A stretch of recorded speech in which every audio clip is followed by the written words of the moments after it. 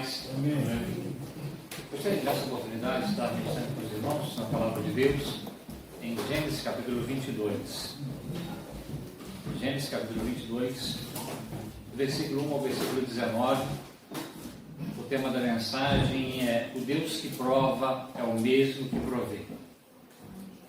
Gênesis capítulo 22, versículo 1 ao 19. Diz assim a palavra do Senhor: Depois dessas coisas, pôs Deus Abrão à prova e lhe disse: Abrão, e este lhe respondeu: Eis-me aqui. Acrescentou Deus: Toma teu filho, teu único filho Isaque, a quem amas, e vai-te à terra de Moriá. Oferece-o ali em holocausto, sobre um dos montes que te mostrarei. Levantou-se, pois, Abrão de madrugada, tendo preparado o seu jumento, tomou consigo 2 de seus servos e a Isaque, seu filho, achou a lenha para o holocausto e foi para o lugar que Deus lhe havia indicado. Ao terceiro dia, erguendo Abrão os olhos, viu o lugar de longe. Então disse a seus servos: Esperai aqui com o jumento, eu e o rapaz iremos até lá, e havendo adorado, voltaremos para junto de vós. Tomou Abrão a lenha do holocausto e o colocou sobre Isaque, seu filho. Ele, porém, levava nas mãos o fogo e o cutelo. Assim caminhavam ambos juntos. Quando Isaque disse a Abrão, seu pai: Meu pai, respondeu Abrão: Eis-me aqui, meu filho. Perguntou-lhe Isaque: Eis o fogo e a lenha, mas onde está o cordeiro para o holocausto? Respondeu Abrão: Deus proverá para si, meu filho, o cordeiro para o holocausto. E seguiam ambos juntos. Chegaram ao lugar que Deus lhe havia designado, e ali edificou Abrão um altar. Sobre ele dispôs a lenha, amarrou Isaque, seu filho, e o deitou no altar em cima da lenha. Estendendo a mão, tomou o cutelo para imolar o filho. Mas do céu lhe bradou o anjo do Senhor: Abrão, Abrão. E ele respondeu: Eis-me aqui. Então lhe disse: Não estenda a mão sobre o rapaz, e nada lhe faças, porque agora sei que temes a Deus, porquanto não me negaste o filho, o teu único filho. Tendo Abrão erguido os olhos, viu atrás de si um carneiro, preso pelos chifres entre os arbustos. Tomou Abrão o carneiro e ofereceu em holocausto em lugar de seu filho. E pôs Abrão por nome aquele lugar: o Senhor proverá. Daí dizer-se até o dia de hoje: no monte do Senhor se proverá. Então o céu bradou pela segunda vez o anjo do Senhor a Abrão e disse: Jurei por mim mesmo, diz o Senhor, porquanto fizeste isto e não me negaste o teu único filho, que deveras te abençoarei, e certamente multiplicarei a tua descendência como as estrelas do céu e como a areia na praia do mar. A tua descendência possuirá a cidade dos seus inimigos. Nela serão benditas todas as nações da terra, porque obedecestes à minha voz. Então voltou Abrão aos seus servos, e juntos foram para Berseba, onde fixou residência. Amém. Esse é o texto que eu gostaria de meditar com os queridos irmãos nesta manhã. E quando nós olhamos para esse capítulo 22 de Gênesis, esse capítulo ele nos coloca diante de um dos episódios mais solenes de toda a Bíblia Sagrada. Depois de anos, muitos anos de caminhada, de promessas e de experiências com Deus, Abrão ele ouve uma ordem que parece impossível de conciliar com tudo que já havia dito antes. O Senhor aqui pede para que Abrão ofereça em holocausto o seu filho amado, Isaque, o filho da promessa. Humanamente, isso não fazia o menor sentido. Ainda assim, a fé de Abraão, ela se apoiava no caráter de Deus e não nas circunstâncias, crendo que Deus ele era poderoso para ressuscitar o seu filho se isso fosse necessário. Então, esse texto aqui, ele nos confronta com questões que atravessam a experiência de todo crente. Como confiar quando as circunstâncias parecem contradizer as promessas? O que significa obedecer quando não compreendemos os propósitos divinos? Onde encontrar firmeza quando nós somos provados naquilo que nos é mais precioso? Gênesis 22, ele não oferece respostas fáceis, nem explica todos os mistérios, mas ele revela algo fundamental sobre o caráter de Deus e sobre a natureza da verdadeira fé. Esse capítulo nos mostra que o Monte Moriá, aqui, local onde ele Deus pede para que Abraão sacrificasse o seu filho, esse local não é apenas o cenário de uma prova severa, mas também o local onde Deus revela, se manifesta de maneira especial, onde Ele revela algo especial a respeito do seu caráter. Ele sustenta o seu povo nas provações mais dolorosas, nas provações mais difíceis, e ao mesmo tempo esse texto também, ele prefigura o sacrifício definitivo e perfeito que transformaria a história da redenção, que acontece e se realiza em Cristo Jesus. E o primeiro ponto que eu gostaria de destacar está no versículo 1 e 2, a prova que revela o coração. O texto ele começa com a expressão, depois dessas coisas, no versículo 1, ligando diretamente esta prova a tudo o que havia sido feito anteriormente na vida de Abraão, especialmente o capítulo 21, onde nós temos a promessa de um filho, onde nós temos, não só o 21, mas os capítulos anteriores, nós vemos, por exemplo, a promessa de um filho, o nascimento miraculoso de Isaac no capítulo 21, a expulsão de Ismael, a aliança sendo reafirmada. Aqui não se trata apenas do início da caminhada da fé. Abraão não estava iniciando a fé, era um homem que já tinha andado com Deus, estava a caminhar com Deus já há um longo tempo. Já era um homem amadurecido na fé, que já tinha visto a fidelidade de Deus repetidas vezes. E é justamente depois de muitos anos de graça, depois de muitos anos de cuidado especial de Deus, que nós lemos que no versículo 1 ainda, pois Deus aprova a Abraão. Aqui nós não vemos um Deus distante, mas aquele que acompanha de perto o crescimento espiritual do seu servo. E em determinado momento ele coloca diante de Abraão uma prova, que expõe e aprofunda a fé que já havia sido plantada e cultivada ao longo de muitos anos. Como afirmou Warren Wiersbe, ele diz que as provações da vida não são fáceis, mas na vontade de Deus, cada uma delas tem um propósito. Muitas vezes ele a usa para ampliar você. O texto aqui ele é claro em dizer que é Deus quem prova Abraão. A provação ela não vem do acaso. Ela não vem daqui apenas da maldade humana. Ela não vem do capricho do inimigo, mas do próprio Senhor, que governa todas as coisas para o bem dos seus, como diz Romanos 8:28. Tiago, capítulo 1, versículo 2 e 3, mostra que as provações, elas exercitam a nossa fé, elas produzem perseverança. Tiago também ensina que Deus não tenta ninguém ao mal. Nós podemos ver uma diferença fundamental entre tentação e provação. Satanás, ele tenta para destruir, induzindo ao pecado, ao afastamento de Deus, mas Deus, ele prova os seus servos para purificar, para amadurecer a fé, conduzindo-os à confiança mais profunda em sua graça, em sua bondade e em sua misericórdia. Assim, Gênesis capítulo 22, aqui nós podemos ver que o Senhor ele não arma uma armadilha moral para Abraão. Pelo contrário, o objetivo dele é refinar a fé de Abraão, como ouro que é provado e refinado pelo fogo. E Steve Lawson, ele diz que Deus usa nossas provações para nos moldar, não para nos quebrar.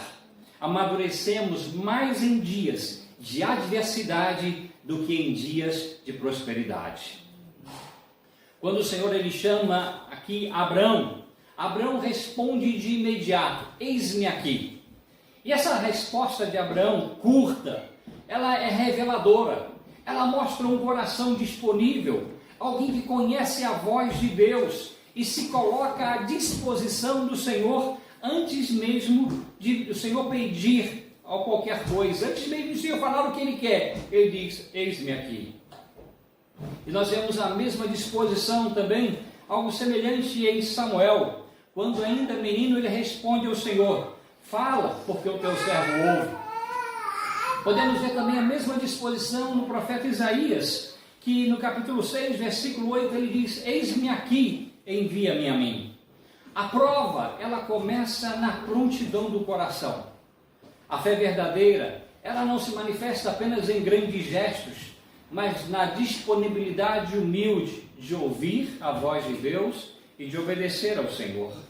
Antes de subir ao monte, Abraão já demonstrava um coração rendido à voz de Deus. Eis-me aqui.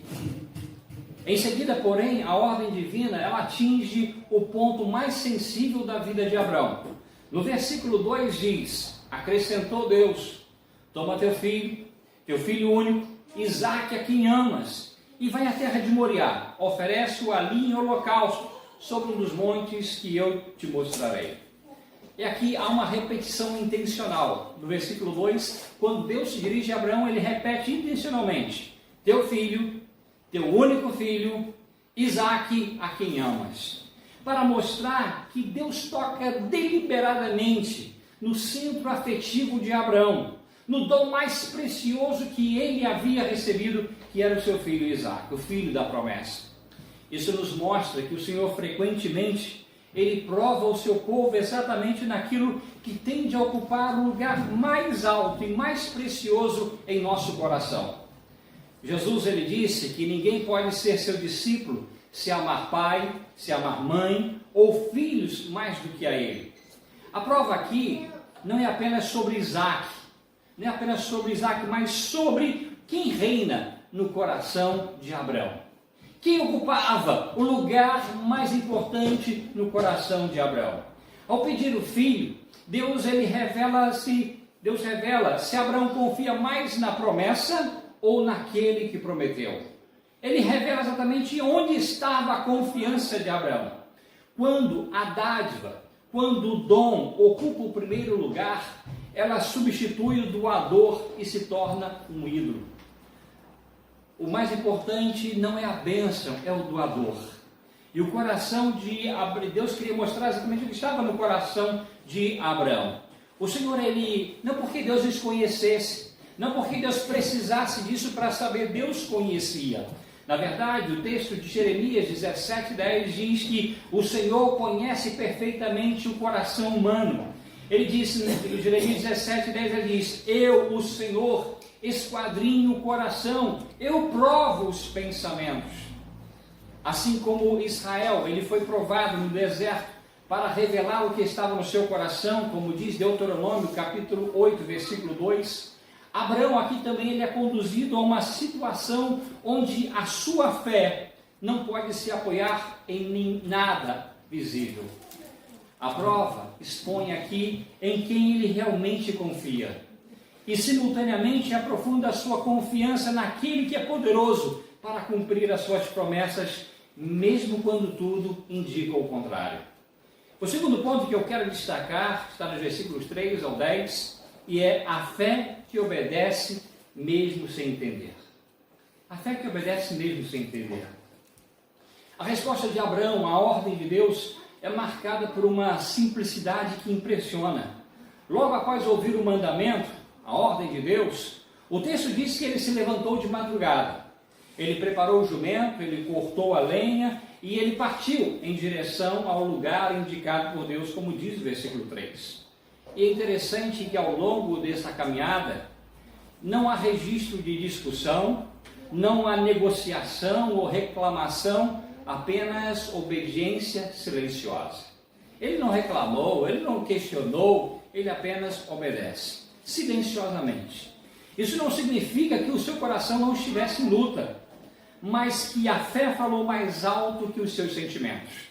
A fé bíblica não é a ausência de dor, não é a ausência de sofrimento, mas é a confiança que caminha apesar dela, apesar da dor, apesar do sofrimento, porque ela está ancorada no caráter daquele que prometeu, que é fiel para cumprir as suas promessas.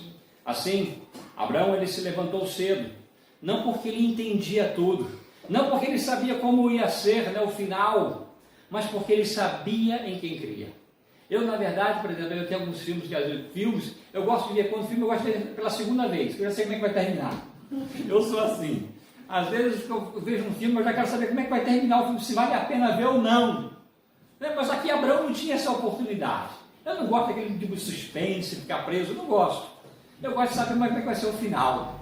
Abraão aqui não, Abraão aqui já não sabia nada, mas ele obedece sem entender completamente.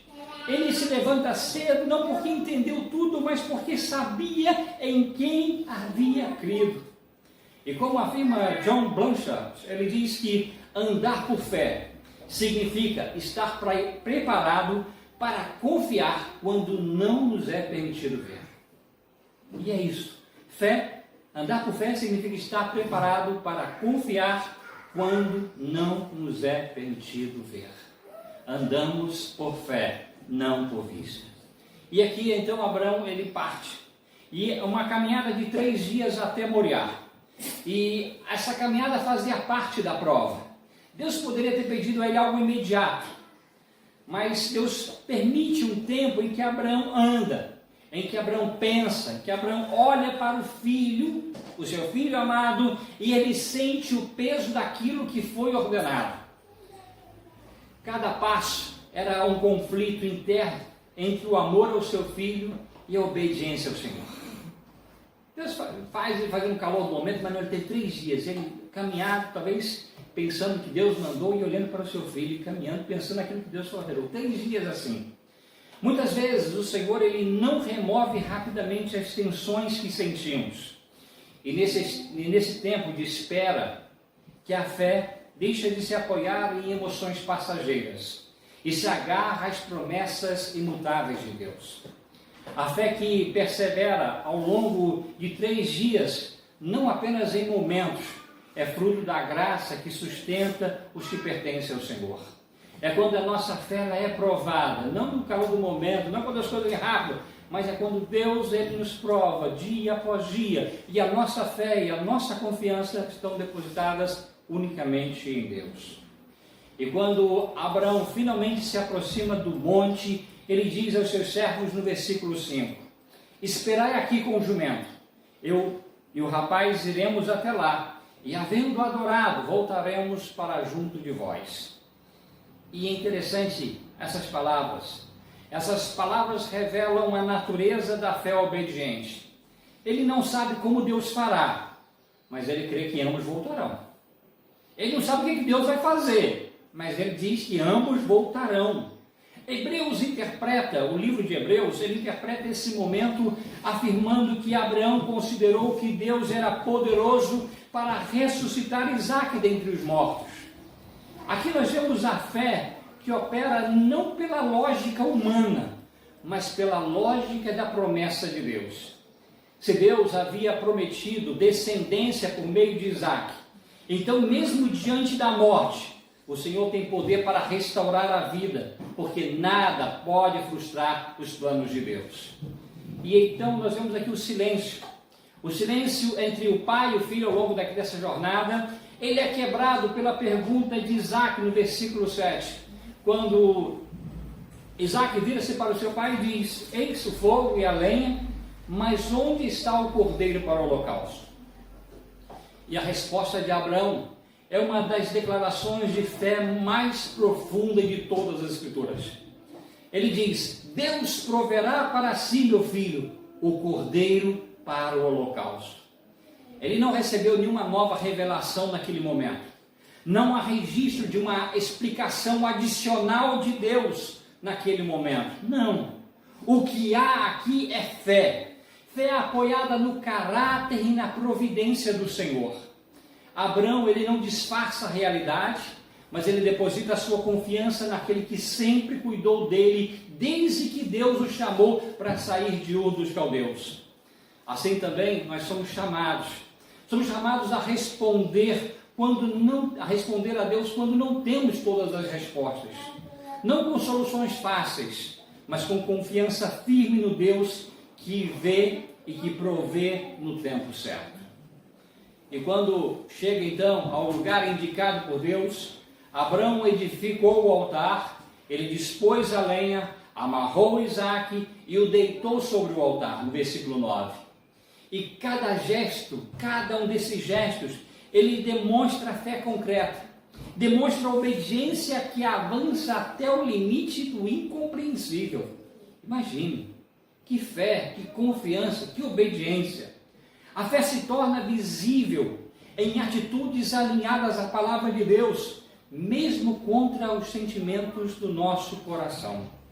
Como diz A.W. Tozer, ele diz que a Bíblia não reconhece a fé que não leva à obediência, nem reconhece qualquer obediência que não brota da fé. Quando Abraão estendeu a mão e ele tomou o cutelo para imolar o seu filho, nós vemos a fé aqui sendo levada até as últimas consequências.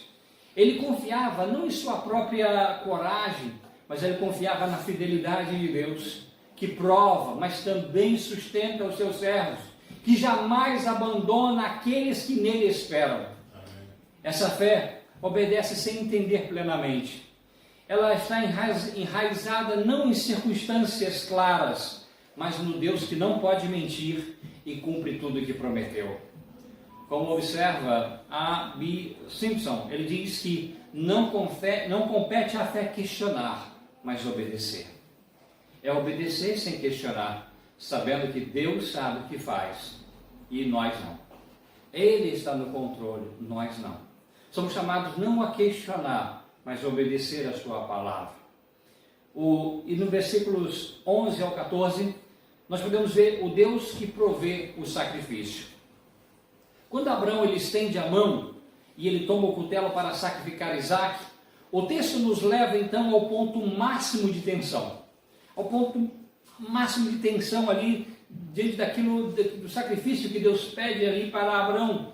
E é precisamente ali, no limite da obediência, que a voz do anjo do Senhor brada do céu dizendo: Abraão, Abraão. E Abraão respondeu: eis-me aqui.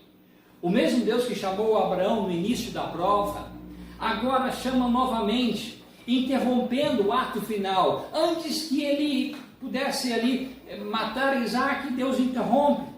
Não se trata aqui de um recuo tardio. Não se trata aqui que Deus se arrependeu. Não era isso que eu queria, não. Mas aqui se trata da revelação clara de que Deus jamais teve a intenção de permitir o sacrifício humano de Isaque.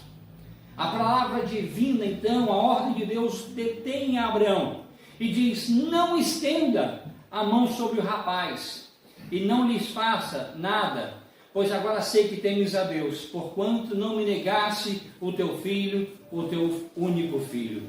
A afirmação agora sei não indica que a ignorância prévia de Deus, não indica que Deus não soubesse nada, mas apenas é a manifestação pública e histórica de uma fé que já era conhecida por Deus. Deus já conhecia o coração, já sabia, mas agora ele faz isso, agora sempre para se tornar pública e histórica esta fé para todos nós. Mesmo passado milhares de anos, nós estamos nos lembrar desse acontecimento, desse ato de fé, desse ato de obediência de Abraão, para que tudo pudesse estar claro para nós como exemplo. E nós vemos então aqui Abraão, o temor a Deus de Abraão, o temor, a obediência para ele, e que o leva a obedecer a Deus, independente das circunstâncias, independente dos sentimentos. E quando Deus diz ainda para Abraão: não me negasse o teu filho, não me negasse o filho, o teu único filho. Essa expressão, essa frase aqui, ela revela o centro da prova. Estava em questão se Abraão amaria mais o dom ou o doador, o seu filho ou o Senhor. Ao não reter Isaque, Abraão demonstra que Deus é digno de tudo, até daquilo que nos é mais precioso. E essa cena então, ela prepara o coração de cada um de nós, ela prepara o coração do leitor desse texto para compreender algo mais profundo acerca do amor de Deus. O apóstolo Paulo, ele utiliza a linguagem semelhante ao falar de Cristo, declarando em Romanos 8,32, dizendo que Deus não poupou o seu próprio Filho, antes por todos nós o entregou. Eu me lembro de um professor, quando eu estudava no ensino secundário, que certa vez em plena aula ele perguntou para os alunos: que Deus amoroso é esse que pede um pai que sacrifique o próprio filho? No entanto, o próprio texto de Gênesis 22 oferece a resposta para essa pergunta.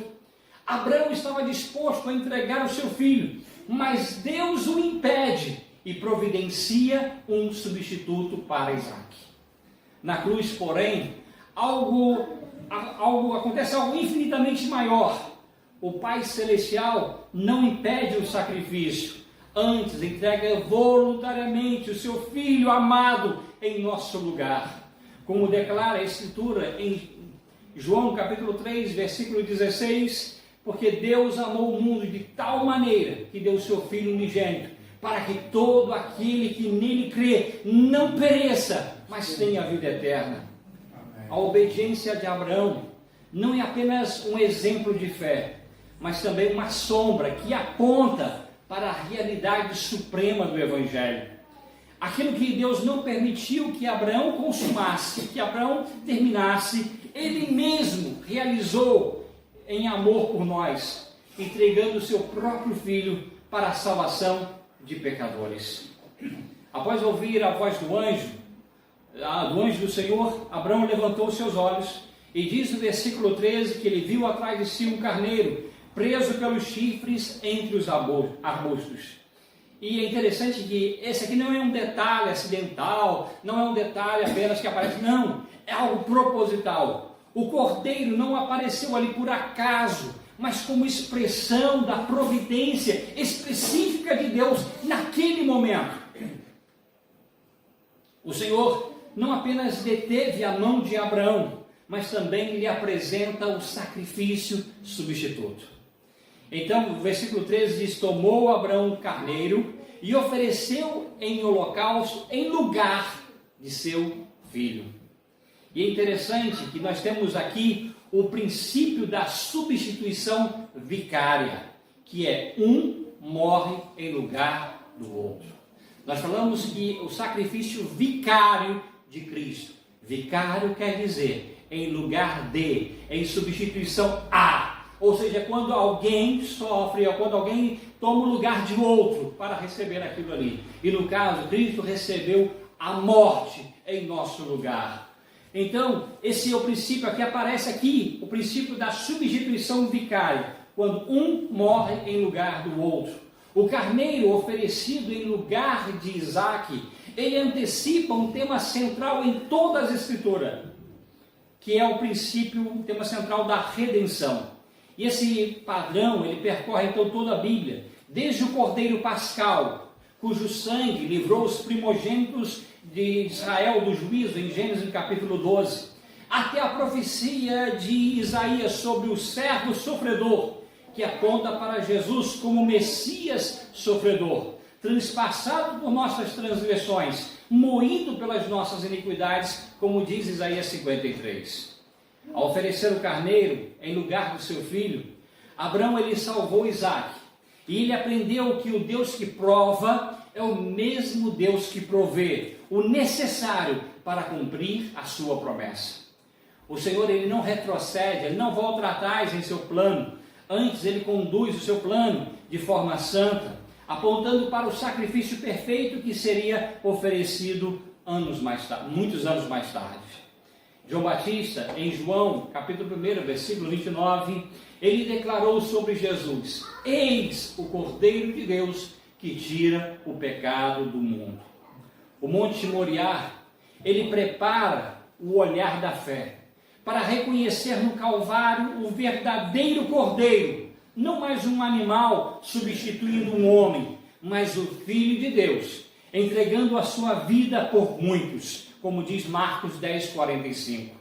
Jesus é o Cordeiro substituto perfeito, pois como afirmou o apóstolo Pedro em 1 Pedro 3,18, Cristo morreu uma única vez pelos pecados, o justo pelos injustos, para conduzir-nos a Deus. Por fim, no versículo 14, Abraão dá nome àquele lugar. Ele diz: o Senhor proverá. E o gesto aqui torna-se uma confissão de fé baseada na providência divina. Depois de ver Deus agir de uma forma providencial no momento decisivo, Abraão reconhece que o Senhor vê a nossa necessidade e que Ele provê no tempo certo. Por isso o texto registra ainda no versículo 14, dizendo que daí dizer-se até o dia de hoje, no monte do Senhor se proverá. Esse nome não é apenas uma lembrança sentimental, mas ela é uma forte confissão teológica. Não é apenas uma lembrança, mas uma forte confissão teológica. Abraão, ele chama o nome do monte ele não chama o nome daquele lugar, o lugar da minha obediência, o lugar onde eu obedeci. Não, ele não chama a atenção para si, mas ele aponta para o Senhor, ele aponta para Deus. O lugar é chamado O Senhor Proverá. Ele desloca a atenção de si mesmo para a fidelidade de Deus. Muitas vezes nas provas a gente destaca, a gente destaca o que nós fizemos. O dia que eu obedeci, o dia que eu fiz isso, o dia que eu fiz aquilo outro. Não, Abraão não coloca em si, destaque em si, mas em Deus. O Senhor proverá. A verdadeira fé, ela não termina em autoexaltação, mas em adoração àquele que vê, àquele que sabe e àquele que provê as nossas necessidades.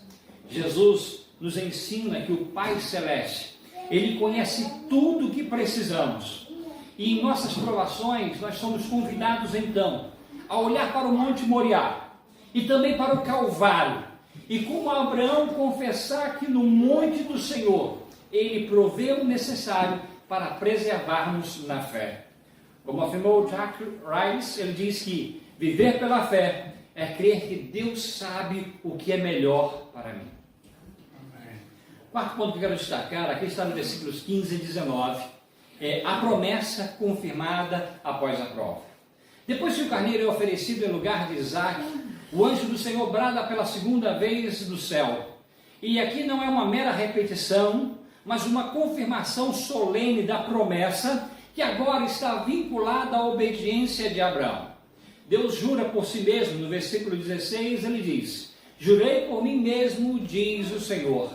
Como não há ninguém maior por quem jurar, ele próprio se torna a garantia do que promete.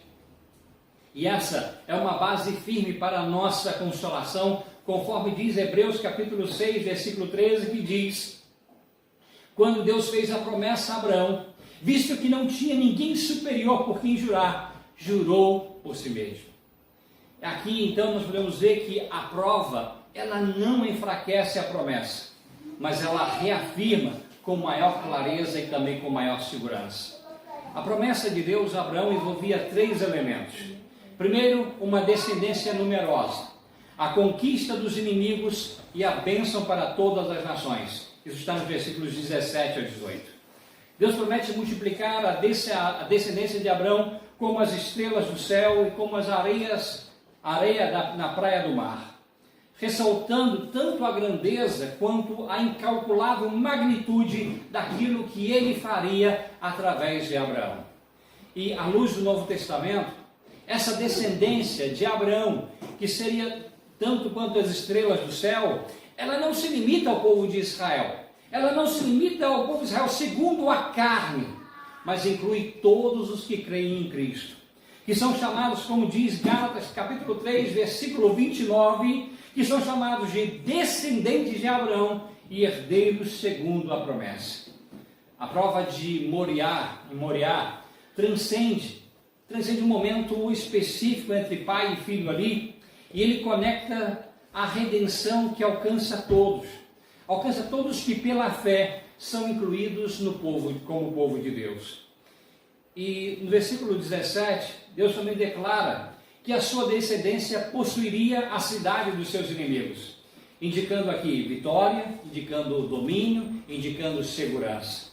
E essa promessa, ela se cumpre plenamente em Cristo, o descendente por excelência, que triunfa sobre o pecado, sobre a morte, sobre Satanás, e despojando principados e potestades na cruz. Em Cristo, essa vitória é compartilhada com a igreja, de modo que as portas do inferno não prevalecerão contra ela, como diz Mateus 16, 18. Assim, longe de interromper o plano divino, a prova em Moriá torna-se o cenário onde Deus revela, de maneira antecipada, a vitória final garantida ao seu povo. Por fim, no versículo 18, o Senhor afirma: nela serão benditas todas as nações da terra, porque obedecestes a minha voz. A obediência de Abraão, ela não é a causa meritória da graça divina. Não é porque ele obedeceu que ele mereceu, não, porque graça é favor imerecido. Mas aqui é o caminho pelo qual o propósito divino, o propósito soberano se manifesta na história. A bênção às nações também encontra-se o seu cumprimento pleno em Cristo, o descendente em quem todas as famílias da terra são abençoadas. Dessa forma, ao olhar Gênesis 22, a igreja reconhece que a sua própria existência como povo de Deus, dentre todas as nações, está ligada à fidelidade de Deus, à promessa abraâmica confirmada após a prova. Isso nos encoraja, então, a perseverar em nossas provações, confiando que Deus prova a nossa fé, mas Ele também a sustenta até o fim, para que o propósito de abençoar as nações pelo Evangelho não falhe.